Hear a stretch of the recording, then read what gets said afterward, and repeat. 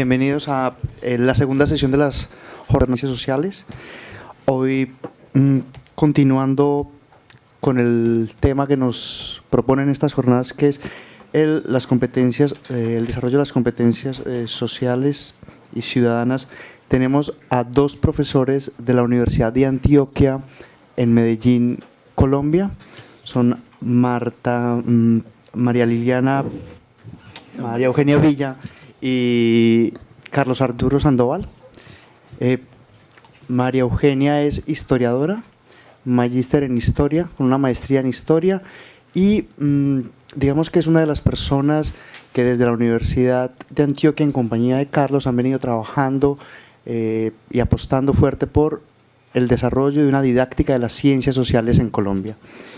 Han trabajado bastante en diferentes procesos de investigación, de igual forma en diferentes eventos. Solo por recordar uno, el Congreso Internacional de Investigación, de Pedagogía y Educación Docente, que se realizó en Medellín en el año 2009, y bueno, donde María Eugenia pudo presentar algunos de los trabajos o algunas de las propuestas que están trabajando desde la Facultad de Ciencias de Educación, la Facultad de Educación de la Universidad de Antioquia.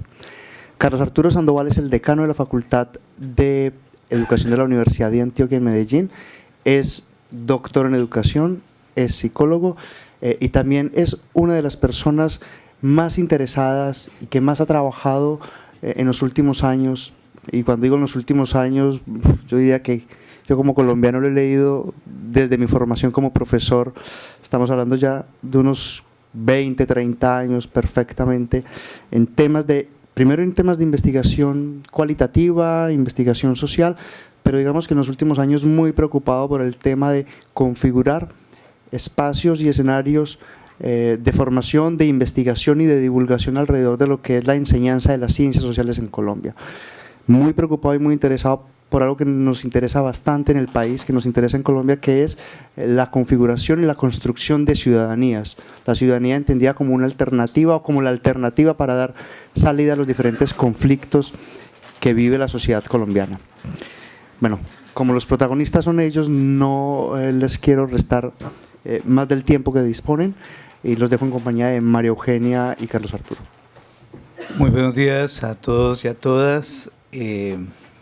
Un agradecimiento muy especial a los organizadores de estas jornadas, las terceras que tenemos la oportunidad pues de intervenir y de participar, y muy especialmente pues al doctor Joan Payés, alma y nervio pues de todo este esfuerzo, y a todo el equipo de colaboradores pues que de una manera cercana han venido apoyando esta iniciativa y que han permitido esta regularidad en lo que es la reflexión alrededor de estos temas.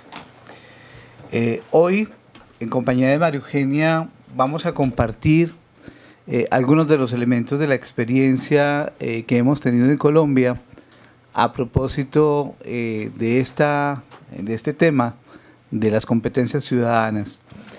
La presentación vamos a dividirla en 4 partes. En una primera, una semblanza global de cómo ingresa en el escenario colombiano este tema y esta reflexión sobre las competencias ciudadanas, con un itinerario muy particular en términos de poder hacer una discusión frente a lo que ha ocurrido particularmente en el escenario nacional colombiano, pero también muy vinculado a la experiencia del escenario latinoamericano, por lo menos con 5 o 6 países más que se han vinculado en esa reflexión hace ya por lo menos una década, en donde se ha construido de alguna manera un itinerario que le ha dado cierta singularidad a este tipo de reflexión allí.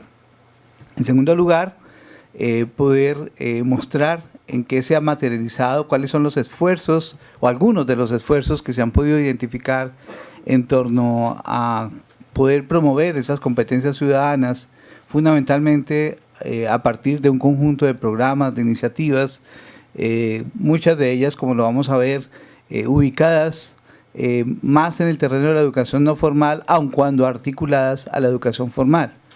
Eso es un elemento que creo que vale la pena mirar, porque es la manera de materializar una propuesta de formación o de desarrollo de esas competencias que no han estado exentas de toda una discusión crítica frente a esas condiciones de posibilidad reales de poderse materializar allí. Luego aspiramos a presentar algunos elementos de la parte de avance de un ejercicio que hemos hecho de indagación de cómo se han materializado estos elementos en un conjunto, una muestra de estudiantes, más de 1000 estudiantes de la educación básica y la educación media y cerca de un centenar de profesores, contrastando un elemento que va de fondo es cómo se puede ver una relación o no entre lo que conciben y hacen los maestros frente a lo que conciben y hacen sus estudiantes, ¿cierto? Esa parte nos parece interesante de compartir en la medida en que si desde donde se direccionan los procesos formativos existe una cierta comprensión más allá de los discursos académicos, donde hay unas comprensiones que tienen ciertas singularidades muy cercanas, más a la intuición que al conocimiento, más a la espontaneidad que a una sistematicidad, pues evidentemente eso va a tener un reflejo claro frente a lo que es la evidencia de lo que se muestra concretamente a nivel de los estudiantes. Y por último, una reflexión global que nos permite pues señalar más que las respuestas, un cúmulo de preguntas que nos han quedado abiertas frente a este tema y tener la posibilidad realmente de compartir con ustedes esas inquietudes. Ese es en síntesis el itinerario que vamos a compartir. María Eugenia entonces se hace cargo de esa primera parte y yo voy a tratar de recoger con el acompañamiento de ella las dos últimas partes de la presentación. La tesis, por decirlo de alguna manera, que queremos sustentar en esta presentación es cómo el discurso de las competencias irrumpió entre 1999 y 2009 para constituirse en el objeto de evaluación de un sistema que califica la situación que decimos tutela el Estado-Nación colombiano.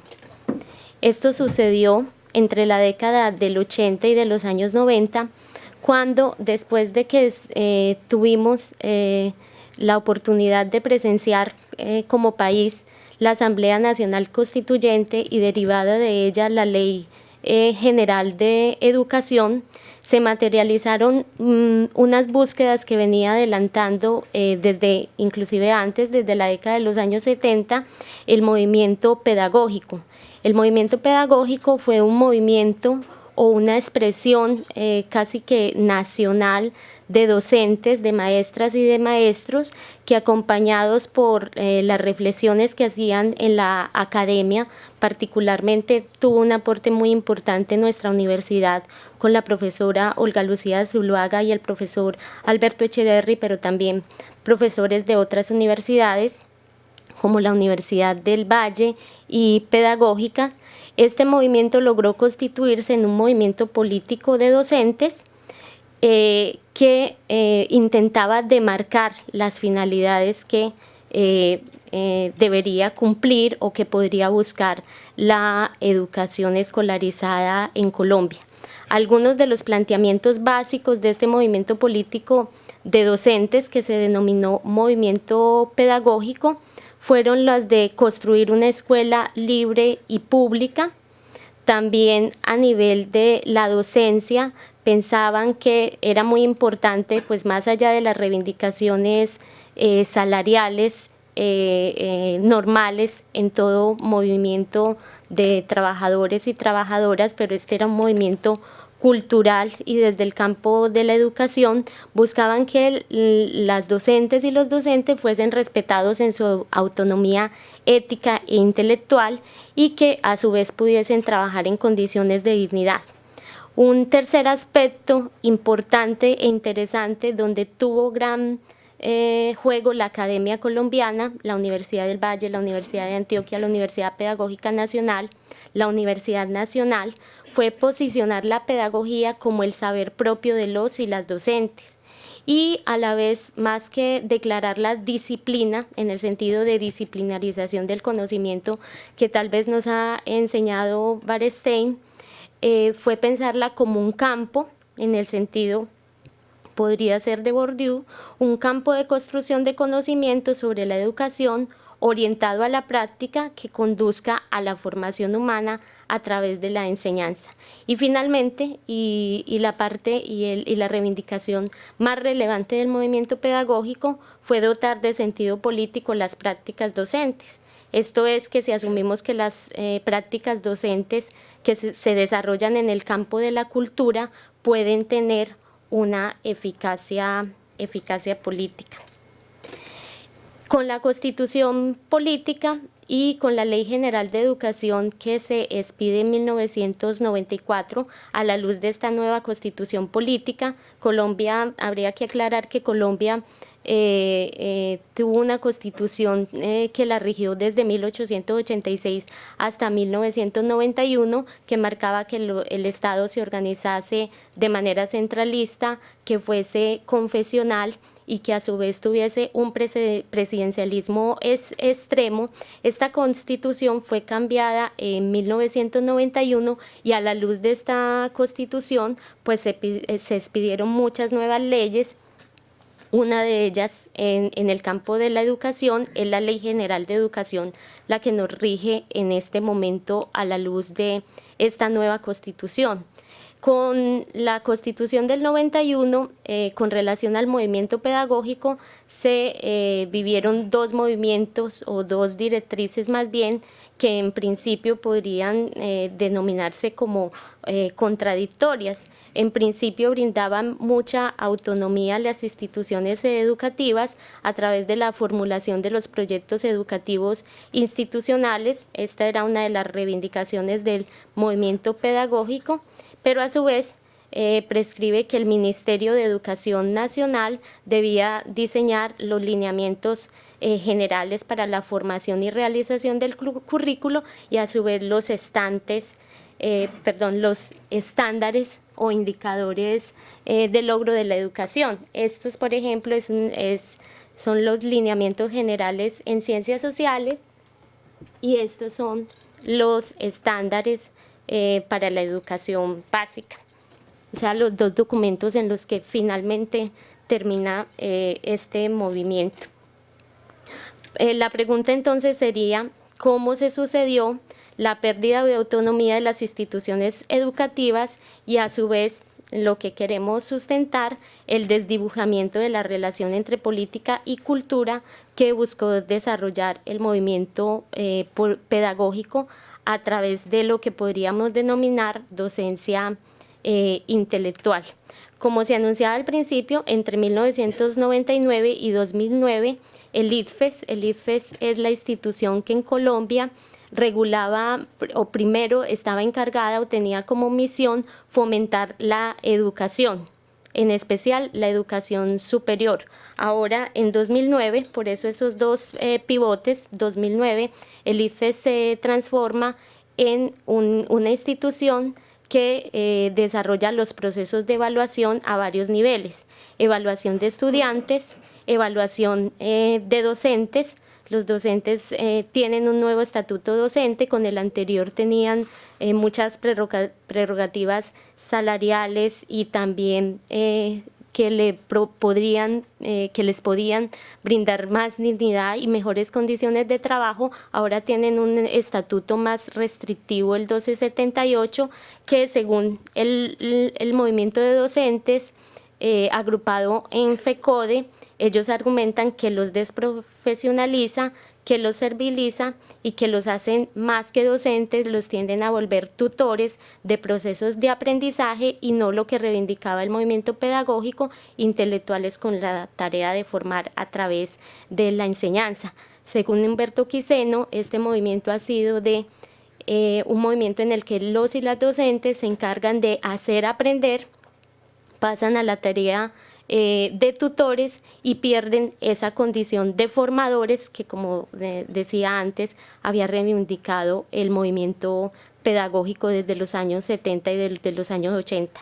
También este sistema de medición o de calificación a través de las competencias, mide a directivas docentes, y todas estas 3 mediciones de estudiantes, de docentes y de directivas es lo que conforma la evaluación o la calificación de las instituciones educativas.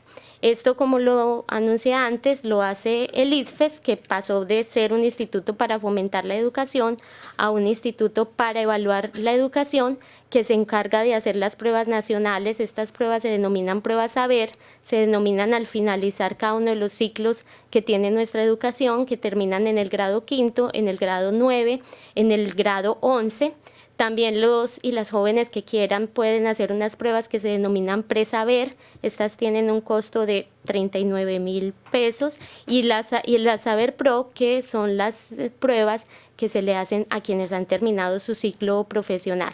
Y además el ICFES entonces se coordina, o es la institución encargada de coordinar en Colombia la realización de mediciones internacionales. Colombia participa en las PISA, en las PIRS, en las PERSE, en las CERCE, en las TINS y en las ICSS.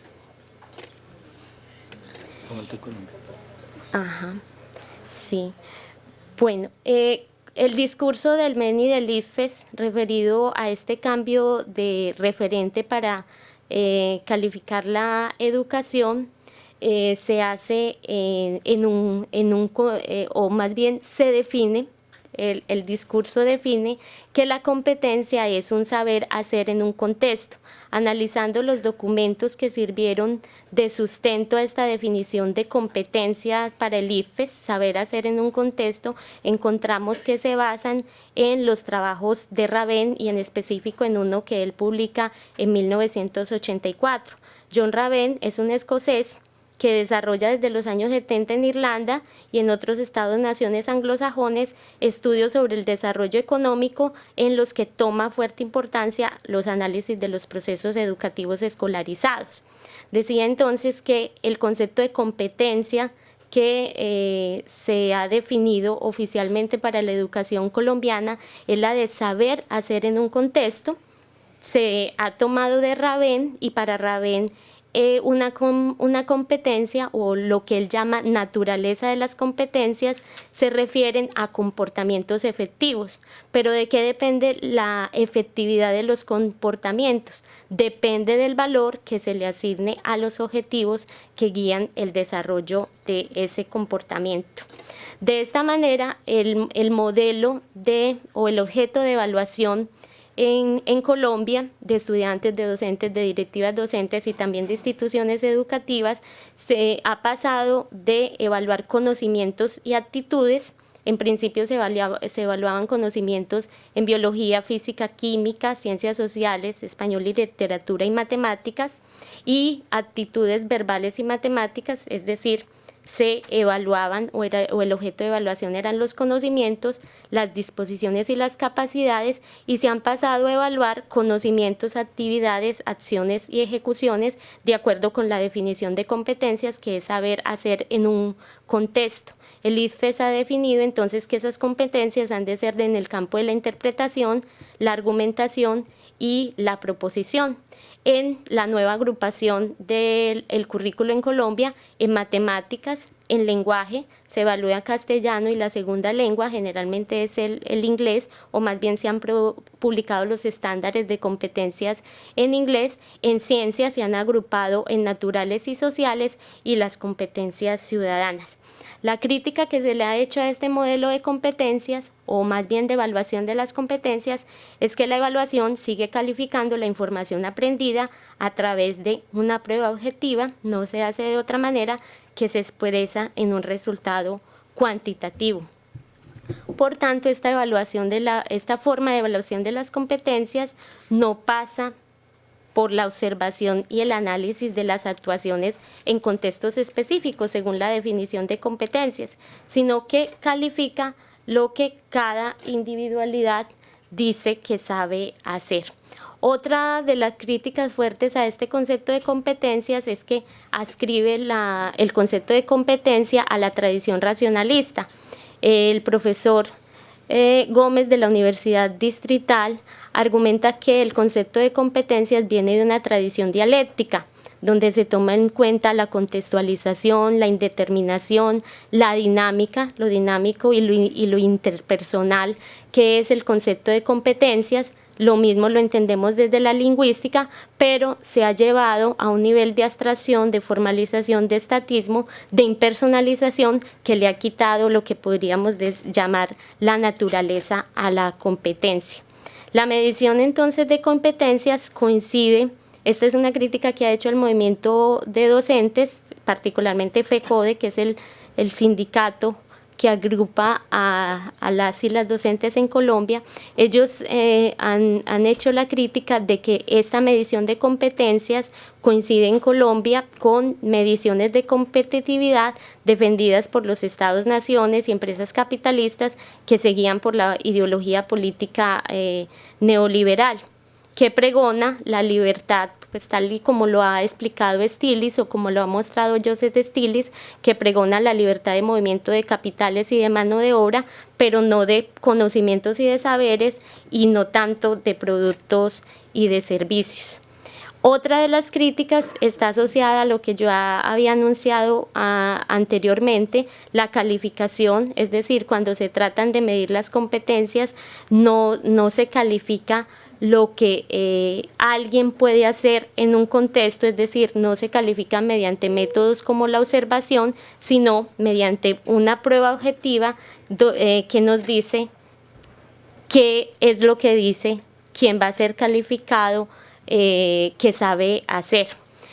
En suma, cambió el objeto de evaluación, pero no cambiaron las prácticas. Lo mismo sucedió cuando se curricularizó nuestra educación en los años 50 y 60. Se empezó a hacer un desarrollo educativo por objetivos, pero si no se cambian las prácticas, si no hay formación, profundización y sobre todo pensamiento en torno a las finalidades de la educación, pues dicen los maestros colombianos, es lo mismo calificar por objetivos que calificar por competencias, porque lo que realmente necesitaríamos es pensar en las finalidades de la educación y en desarrollar procesos que cumplan con esas finalidades, que para el movimiento político de docentes en Colombia coexistían o estaban alumbradas más bien por la eficacia que tiene la cultura en los procesos políticos o de ordenamiento de las sociedades históricas, que es lo que significa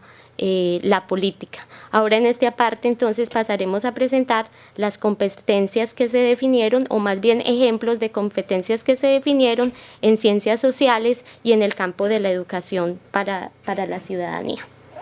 Bueno, antes de seguir con los ejemplos puntuales que están allí señalados, hay que plantear o retomar algo que mencionábamos al comenzar la sesión, y es como frente a la conceptualización misma del asunto de las competencias, pues realmente se abren dos visiones muy distintas en el caso de nuestro país. Por un lado, una concepción muy centrada en una perspectiva más bien de corte psicologista, de actuación fundamentalmente de corte individual, y por otro lado, una perspectiva que tiende a ser mucho más congruente con lo que invita la nueva constitución política del país. Esa constitución del 91 es una constitución para nosotros como colombianos, representa un hito, y es un hito de convergencia en lo que es realmente el lograr una conciencia del país político en su diversidad de ideologías. Es tal vez el esfuerzo más importante de finales del siglo XX por tratar de lograr dar una salida negociada al conflicto colombiano, presente pues desde comienzos del propio siglo, incluso de la Constitución como república. Obviamente son dos perspectivas distintas. En la una es trabajar sobre las actuaciones estrictamente de carácter individual, sobre la idea fundamentalmente de desarrollo de un conjunto de actitudes, de creencias, de conocimientos que van a tener su reflejo pues en ese comportamiento de carácter individual. Y el otro es más en una perspectiva en la cual es la acción colectiva, es la búsqueda de ese trabajo en colectivo, en una identidad pues, o una identificación mejor en los propósitos con otros que se tengan en común, que va a tener, digamos, su referencia central. En suma, frente a este desarrollo, lo que finalmente queda plasmado es un esfuerzo más centrado en la medición. Vamos a ver cómo hay la diferencia frente a las intervenciones concretas, de poder operacionalizar esos elementos, pero que no logran trascender realmente en la misma práctica. En la discusión nacional se busca en un primer momento, entonces ya para materializar el tema de la medición, con la Asociación Colombiana de Facultades de Educación, ASCOFADE, y la Facultad de Psicología de la Universidad de los Andes. Ojo que esto no es nada gratuito. La Universidad de los Andes es una universidad privada, tiene su sede en la capital, en Bogotá, y es una universidad hecha muy al modelo y al estilo norteamericano, ¿cierto? Entonces, obviamente, allí la presencia fundamental es particularmente la de la concepción psicológica de las competencias y el encargo que se le hace a las facultades de educación, que a su turno hace una contratación independiente, es para resolver y de alguna manera legitimar eso que sale allí sin necesidad, digamos, de pasar por una discusión un poco más amplia. Pasar al siguiente.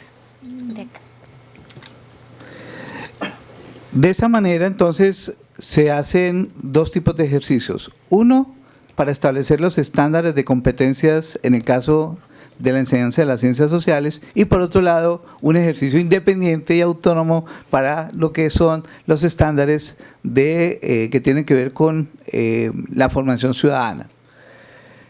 Aquí está establecido como un recorrido muy, si se quiere, de orden desarrollista, en una perspectiva de carácter evolucionista. ¿Cómo arranca desde los primeros grados, tercer grado aquí particularmente, hasta el último grado, en una perspectiva de avance, pero más bien de corte sumativo, repito, en una perspectiva muy subyacente a lo que es una visión estrictamente evolucionista del desarrollo, no en una comprensión de carácter integral? Y eso es lo que se muestra fundamentalmente en estas competencias que están allí señaladas. El primero, me reconozco como ser social e histórico, miembro de un país con diversas etnias y culturales, con un legado que genera identidad nacional.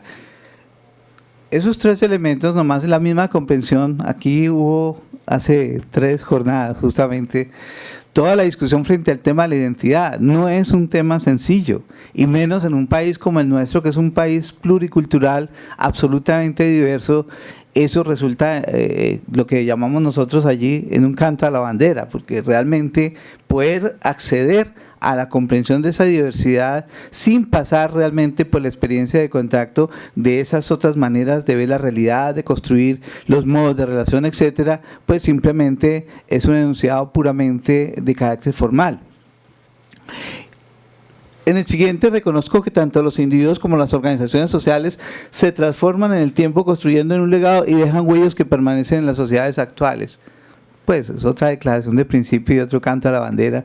Si no hay realmente, por ejemplo, una de las cosas que aquí se discutía, el evocar situaciones concretas, problemas específicos, entender, por ejemplo, situaciones de contraste en nuestro país, como es el tema de la situación indígena, la condición indígena frente a la situación de el colono, o la condición de etnia, en el caso, por ejemplo, de los afrocolombianos, ¿cierto?, frente al resto de la población, o, para no ir muy lejos, la condición de rural urbano, cuando hoy en día, pues esa es una discusión que desde el punto de vista de la sociología plantea, digamos, ciertas fisuras en el rompimiento radical entre ese espacio rural y urbano, entre otras cosas reconociendo que la ruralidad tiene diversas formas de expresión y que no es lo mismo una zona rural con un alto desarrollo de carácter industrial a las zonas rurales dispersas, en donde el tema, digamos, fundamentalmente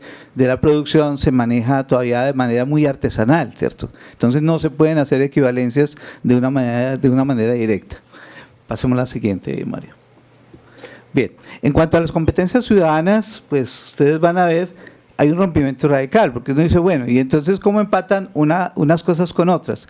Si a través de los contenidos fundamentalmente de las ciencias sociales se quiere posibilitar la comprensión y el desarrollo de una conciencia mucho más amplia, pues uno no ve cómo realmente pueden transitar estos dos espacios. Digamos que allí hay una primera condición crítica y es la excisión que se hace entre lo que es el asunto muy vinculado al campo y a las disciplinas de conocimiento social y por otro lado lo que es el desarrollo de esos desempeños que de alguna manera se pretende se tengan, digamos, a nivel de las personas en general.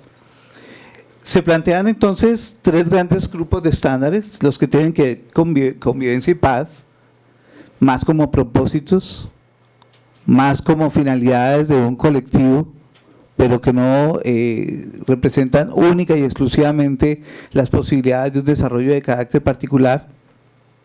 La participación y la responsabilidad democrática, una de las cosas que nos va a mostrar luego el cuestionario pues con el que se hace un sondeo de carácter global, es que en realidad lo que queda vinculado en términos de participación, la forma de participación tanto para profesores como para estudiantes, que se hace más visible es a través del voto. Pero otras formas de participación ciudadana no emergen de una manera tan nítida y tan clara, porque las experiencias, digamos, otras experiencias de participación no se visibilizan como parte del juego democrático, como parte de entrar a formar, a tomar actividad real en la vida pública, por ejemplo. Y finalmente, el asunto de la pluralidad, identidad y la valoración de las diferencias, que repito, es más un asunto que se plantea en términos de una declaración de principio que de unas prácticas reales. De hecho, un tema, por ejemplo, como el de la educación inclusiva, es un tema que todavía está presente, digamos, en las discusiones.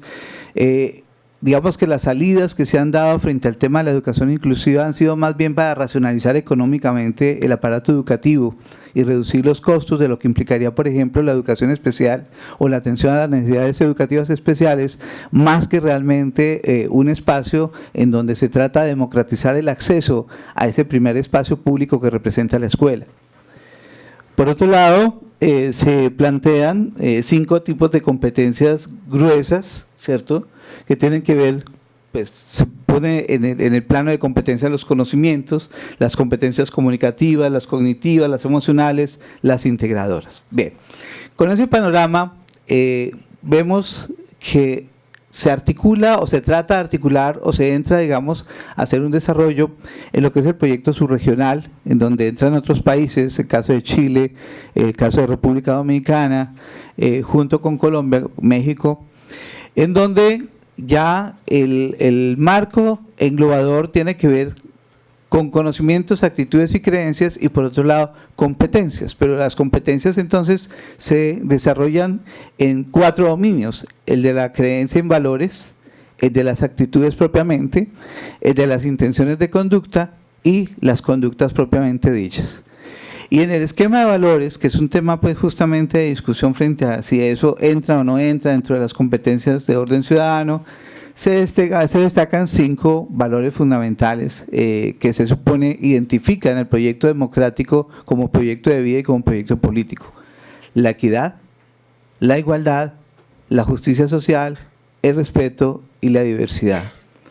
La verdad es que esa distinción, por ejemplo, entre el asunto de la equidad y la igualdad, no es un asunto que quede tan fácil en la comprensión, particularmente de las poblaciones más jóvenes. Aún en los propios discursos académicos se suele, digamos, hacer una sinonimia que realmente no tienen, por ejemplo, entre equidad e igualdad, porque obviamente obedecen a comprensiones de la realidad y a comprensiones políticas distintas. La equidad va muy ligada a ese tema de la redistribución a partir del Estado, dar más al que tiene menos y menos al que tiene más, que se articula en los proyectos de orden económico a nivel estatal con la idea de la focalización. Cuando el Estado se declara que es incapaz de cubrir universalmente a todos los conciudadanos, entonces plantea que es necesario focalizar la inversión de carácter público. Yo creo que ustedes no están muy lejanos, digamos, a esa discusión, ahora que se plantea esa discusión sobre qué va a pasar, cuál es el futuro del estado de bienestar, por el cual nosotros hace mucho rato dejamos de estar allí para entrar fundamentalmente en ese discurso de la focalización, en donde realmente el cubrimiento, por ejemplo, de ese bienestar social no es universal, es decir, para todas las personas, todos los conciudadanos, sino solamente para determinados sectores de población, en donde hay una clara dicotomía entre los que son favorecidos por tener ingresos menores y son subsidiados por parte del Estado, y la gente que tiene simplemente la posibilidad de acceder a esos beneficios de carácter social porque tiene capacidad de pago. Ahí nos distinguimos, pues tenemos una distancia muy grande con ustedes, desafortunadamente, en todo el tema de salud, todo el tema de educación, todo el tema de vivienda, etcétera, etcétera. Bien, pasemos a la próxima. Bueno, aquí algunos ejemplos pues de cosas, pasemos siguiente. Ya en ese contraste que hallamos en esas distintas mediciones, retomando algunas variantes de un trabajo hecho por un profesor puertorriqueño que ha venido trabajando en el tema, el profesor Villarini, que ha intentado hacer un desarrollo inicialmente en el ámbito de los estudiantes universitarios, pero luego de una manera más extendida en unos comparativos que se han hecho en América Latina. Hicimos el ejercicio de mirar cuál era el comportamiento frente a algunos de los elementos planteados allí en un cuestionario que tiene las limitaciones de un cuestionario estandarizado, y es de que siempre la limitación de las respuestas está vinculado al campo de respuestas o de alternativas que se entregan dentro del propio cuestionario. Este es, digamos, parte de un componente de una primera fase de esa investigación. Una segunda fase está orientada en una perspectiva fundamentalmente de corte cualitativo a profundizar muchos de los elementos que quedan como interrogante a partir de lo recogido en el cuestionario estandarizado. ¿Vemos estos datos? Sí, vamos por aquí. Bueno, antes de eso, miremos rápidamente lo arrojado, lo de los programas. Ya, los programas. Sí, un segundo. Un poquito más. Ay, porque esto no se ve nada. Bueno, entonces, en el primer ámbito aparece una coincidencia profunda con el estudio que acaban de publicar aquí en España, financiado por la Fundación Santa María, con los jóvenes, y es el asunto del interés por la política. Pero miren que hay una coincidencia justamente en el desinterés tanto de profesores como de estudiantes. De pronto se ve un poco más perfilado el interés de los estudiantes. Interés por la política, mucho, en los profesores ninguno. Los estudiantes un 4.9, moderado, profesores 18.2, estudiantes 22.4. Y tal vez los puntajes más altos es poco, en el caso de los profesores, el 63.6%. Es decir, realmente se expresa poco interés. Sin embargo, en otros lugares del cuestionario, una de las cosas que se revela es que si cambiaran las prácticas políticas, realmente habría mayor interés. Y las prácticas políticas ligadas a lo que es la concepción de los partidos tradicionales en Colombia. Colombia durante muchísimo tiempo, más de un siglo, prácticamente vivió en un bipartidismo, el Partido Liberal, el Partido Conservador, y a partir, tal vez desde la década de los 80, quizá comienzos de los 90, empieza a haber una pluralidad de movimientos un poco más amplios, ¿cierto? Y eso ha permitido otras formas de expresión pues, que no estaban presentes en este punto que aparece allí. Frente al nivel de confianza en los partidos, los profesores expresan que su nivel de confianza es muy bajo, el 100% de los docentes expresan eso. O sea, hay un criterio unánime frente a la no confianza en los partidos políticos tradicionales, pues, o los partidos políticos en general. Los estudiantes se distribuyen de una manera un poco más amplia, sin embargo, vemos que dos porcentajes aglutinan la mayor parte de las respuestas, bajo y muy bajo. Si sumamos esos dos elementos, nos da algo cercano al 40-45% de las respuestas. Eso pues también coincide de alguna manera en el estudio de Santa María aquí publicado en estos días en España. Señalan cómo la perspectiva de los jóvenes es una perspectiva donde sienten que el presente y el futuro de España no es tan halagüeño como fue en el caso pues, de los años anteriores, años pasados. En cuanto al una de las fuentes o una de las cosas que queremos explorar, aquí apenas es un breve sondeo frente al asunto, ¿dónde bebe fundamentalmente la socialización política de los jóvenes y los maestros? Entonces ahí encontramos unas diferencias importantes, encontramos que tal vez el elemento que pesa más en el caso de los jóvenes es la televisión, ¿cierto? El 75.7%. Hay un análisis de discriminación interno entre hombres y mujeres en donde el peso más alto lo ponen las mujeres en la televisión y un porcentaje un poco más reducido los hombres o los varones con el tema de la radio, aun cuando aquí no emerge de una manera tan clara pues en ese sentido. Entonces ese punto juega de manera esencial.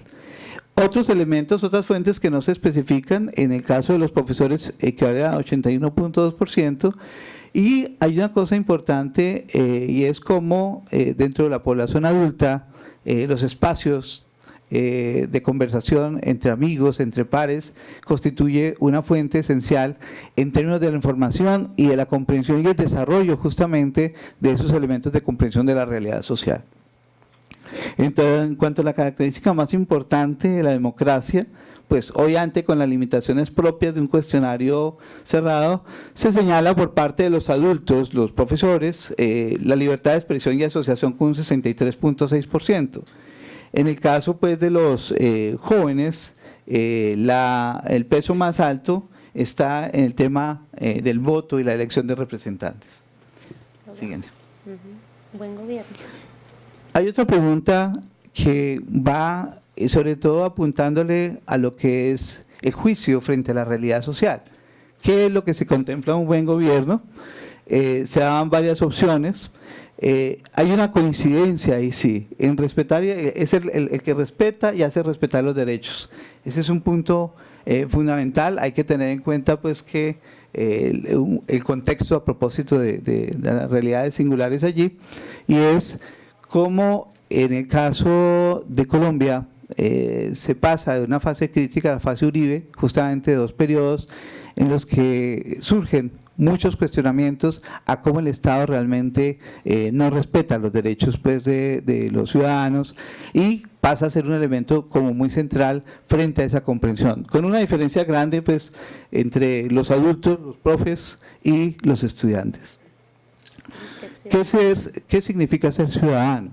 Entre las opciones que aparecen allí, pues definitivamente para los adultos lo mayor, el peso mayor lo lleva el ser miembro de una comunidad política de derechos y deberes, el 63.6%, mientras que el porcentaje más alto para el caso de los chicos también está en ese plano, pero también empieza a tener una especificación muy formal, lo que es la ciudadanía desde el punto de vista formal, y es cumplir los requisitos que la Constitución define para ser ciudadano. Son los elementos que más reportan datos. Dale. Okay. Ya ahí termino. Bien, miremos entonces en un paso muy rápido cuáles son algunas de las iniciativas de formación ciudadana, pues que dice uno, bueno, eso cómo pesa a la hora de configurar esta manera de comprender la realidad de carácter social. No me va a dar, lo tengo que poner en presentación. Ok. Esta. No, arriba, arriba. La de arriba. Bien, un primer dato, una primera observación que vale la pena mirar es que la gran mayoría de las iniciativas son iniciativas nacidas en el espacio de lo que llamaríamos la sociedad civil y las ONGs. Eso es un elemento muy importante, más que las propias impulsadas desde el Ministerio, que solamente agota, digamos, sus posibilidades a través de una serie de cátedras, la cátedra de formación para la democracia, y las cátedras que tienen que ver con el tema, digamos, de las ciencias sociales. Aquí las iniciativas hay de muy diferente orden. Primero, Habilidades para la Vida, una fundación de fondo religioso, católico, Fe y Alegría. Esa es una fundación que tiene en su trasfondo el pensamiento jesuita, fundamentalmente. Pero ¿a dónde se orienta? La comprensión de emociones y sentimientos. Ese tema de la convivencia entendida, pero entendida en un plano fundamentalmente de tipo intra e interpersonal, ¿cierto? Y que se agota en esa perspectiva de carácter psicológico. ¿Cómo se desarrolla? Fundamentalmente a través de actividades lúdicas insertas en un módulo que se llama Aprendiendo a manejar mi mundo afectivo. Se hace más símil con el mar y un viaje en el barco que puede terminar en naufragio, en el sentido de que las emociones hay que manejarlas efectivamente de una manera tal que pueda llevar el barco a buen puerto. La segunda iniciativa, un trasfondo totalmente distinto, apoyado en la Fundación Presencia Suiza, la cooperación internacional a nivel de ONGs, y que tiene, digamos, un trasfondo un poco más de corte político, en donde se desarrolla ese proceso a través de visitas a organizaciones públicas y entrevistas con sus funcionarios. Es tal vez una experiencia de las más interesantes porque la comprensión realmente del mundo de lo público, del mundo de lo estatal, pero ya en un contacto directo donde se pueda realmente traducir esos elementos que solamente se declaran a nivel teórico en una experiencia de carácter práctico. El objetivo de este trabajo es que los estudiantes identifiquen problemas de política pública en su comunidad, los analicen, comprendan y propongan planes de acción. Visitan entidades asociadas a los problemas escogidos. Otra segunda iniciativa, pegada a la Universidad de los Andes, que como les decía hace un rato, fue la institución que montó finalmente el asunto de los estándares, se denomina Aulas en Paz. Es un trabajo que se desarrolla fundamentalmente con grupos heterogéneos y lo que se busca fundamentalmente es el desarrollo de comportamientos prosociales. Se supone, eso es un principio meramente de orden psicológico, que si se fortalecen los comportamientos prosociales, se impide la emergencia de comportamientos agresivos. Eso es un modelo que también, por ejemplo, se ha trabajado mucho en Canadá, pero que obviamente restringe el asunto, el tema del conflicto, el tema de la prosocialidad, a asuntos puramente intrapersonales y no permiten ver más allá los elementos que puede tener de trasfondo de corte social mucho más amplio ese tipo de dificultades. Otra iniciativa se llama Constructores de Paz, ha estado a cargo de la Fundación CINDE y lo que busca esencialmente es la formación de docentes para la negociación de conflictos, de docentes para poder generar espacios de interacción propositivos a nivel del aula. Y finalmente una iniciativa que se denomina Salidas que Enseñan Ciudad, a cargo de la Fundación Terpel. La Fundación Terpel es una fundación ligada a una de la principal petrolera colombiana, que es Ecopetrol, y que de alguna manera asumen su tema de responsabilidad social a través de invertir en el conocimiento fundamentalmente de la ciudad, en el convencimiento de que el contacto con los distintos escenarios de orden público, ¿cierto?, y de orden social de la ciudad permiten realmente desarrollar esas competencias de carácter ciudadano. Bien, entonces, como ustedes pueden ver, hay una completa disociación entre lo que es el planteamiento oficial, el planteamiento, digamos, que ya emerge en términos de los desarrollos, las comprensiones que tienen tanto profesores como estudiantes, de las propias iniciativas que se tienen, digamos, en la práctica, tal vez con excepción de la que mencionábamos con el apoyo de la cooperación suiza. Todas las otras están muy centradas en ámbitos de desempeño de carácter individual, en donde todavía pues, hay grandes preguntas por resolver y sobre todo elementos en donde dice, bueno, y finalmente, ¿a qué contexto le estamos apuntando? ¿A qué contexto, en qué contexto se desarrollan esas competencias? Y finalmente, ¿qué es lo que queremos?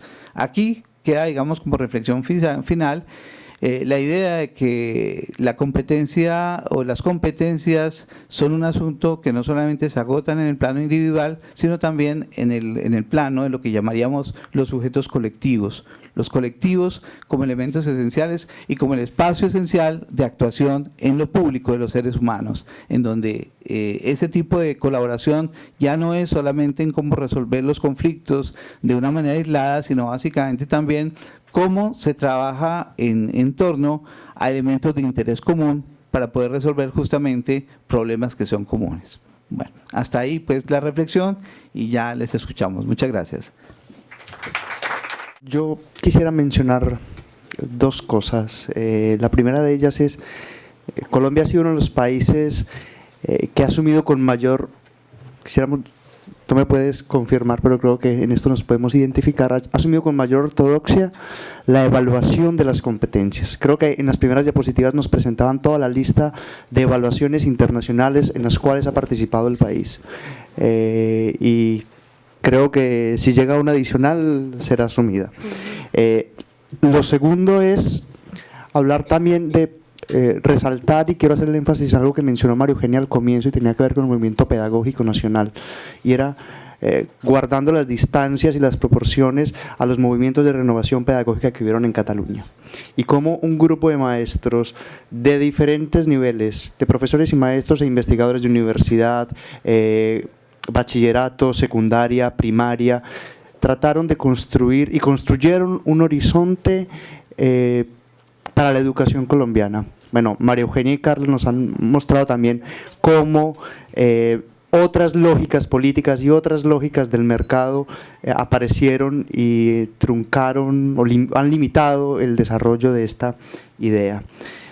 Tal vez lo del movimiento de renovación pedagógica en Cataluña y este movimiento pedagógico nacional es otra de las tantas coincidencias que podamos tener con Cataluña.